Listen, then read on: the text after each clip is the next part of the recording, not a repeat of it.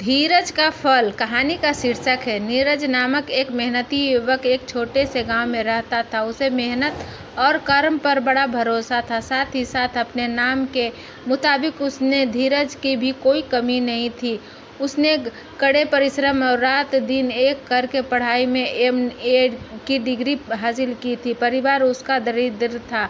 जब उसे अच्छी डिग्री हासिल हो गई तो सभी की उससे आशाएं बढ़ गई। वह भी जल्दी से जल्दी अच्छी नौकरी पाकर अपनी और अपने परिवार की हालत को बेहतर करना चाहता था। उसने तुरंत ही नौकरी की तलाश शुरू कर दी। उसने सैकड़ों कंपनियां और बिजनेस के मालिकों को इंटरव्यू दिया, लेकिन बदनसीबी से उसे कहीं भी मौका नहीं दिया गया। नीरज को जगह कोई और होता तो कब का टूट जाता, लेकिन जैसे कि मैंने आपको पहले ही बताया था कि अपने नाम की तरह ही धीरज से भरपूर था। वह हर नाकामयाबी के बाद और ज़्यादा और जोर लगाकर प्रयास करता। एक दिन नौकरी की तलाश में नीरज एक शहर में किसी व्यापारी के घर तक जा पहुंचा। व्यापारी एक खेत के फार्म हाउस बनाकर रहा करता था।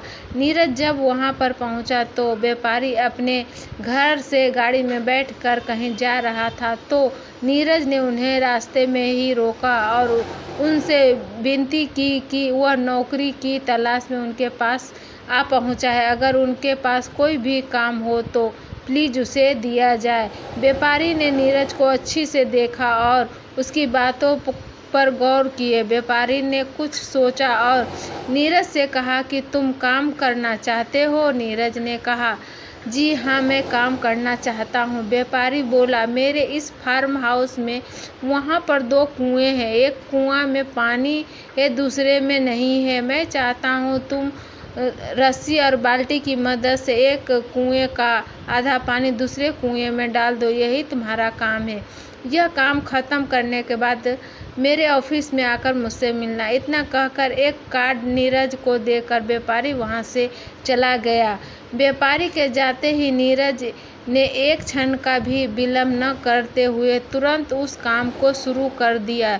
उससे एक कुएं का बाल्टी से निकालकर तब तक दूसरे कुएं में डाला जब तक दोनों का पानी बराबर नहीं हो गया।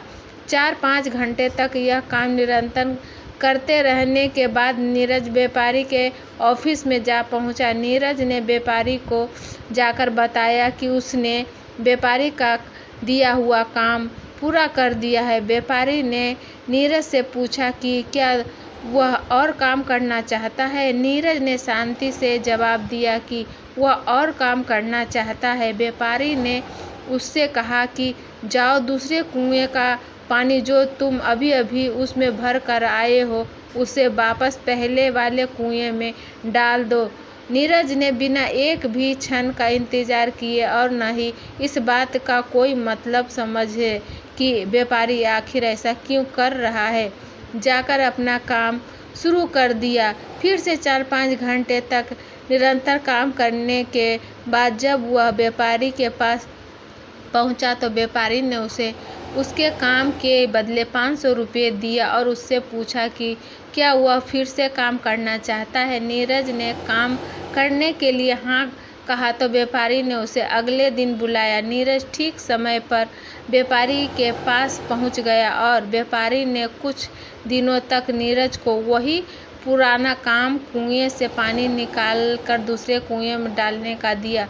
कोई वजह न होते हुए भी नीरज ने उतने ही उत्साह से व्यापारी का काम दिया हुआ हर बार ईमानदारी से किया। कुछ दिनों बाद व्यापारी ने फिर से नीरज से पूछा कि क्या वह काम करना चाहता है। नीरज ने व्यापारी से बड़े विनम्रता से कहा कि वह और काम करना चाहता है और निरंतर काम करते रहना चाहता है। मेहनत करना ही उसके जीवन का लक्ष्य है। व्यापारी ने आज उससे एक अन्य सवाल भी पूछा। व्यापारी ने पूछा कि वह वही काम करना चाहता है जो अब तक करता रहा है। नीरज ने व्यापारी से कहा कि आप जो काम कहेंगे वह काम करने के लिए मैं तैयार हूँ। अगर आप मुझे वही पुराना काम करने के लिए कहेंगे तो मैं उतने ही ईमानदारी और उत्साह से वह काम करूँगा।